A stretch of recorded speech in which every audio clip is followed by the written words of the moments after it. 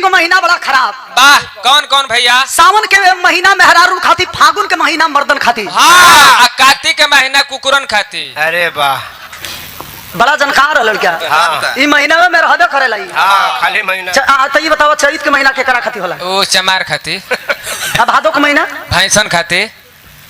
ये बेचारा इतना जानकार है, खाली चुनाव लड़ रहल। हाँ हाँ एक गांव के एगो विधवा पिल्ली उठना दिहल। हाँ, एक वोट से हार गई। एक वोट से मात्र हार गई। हाँ। तबे से ज्यादा जानकार हो गई बेचारा। हाँ। तीन गो महीना बड़ा खतरनाक होखेला। अरे वाह, कवन कवन हो? सावन के महीना मेहरारून खाती, फागुन के महीना मर्दन खाती, हाँ, कार्तिक के महीना कुकुरन खाती।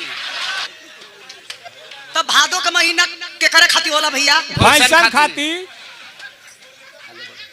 ये महीना के लोग पीएचडी कैले वालो। हाँ, वो महीना में बेचारा रहबे करेला। अब तो सब तो महीना में बा। हाँ, नहीं इनका महीना बंद हो गई।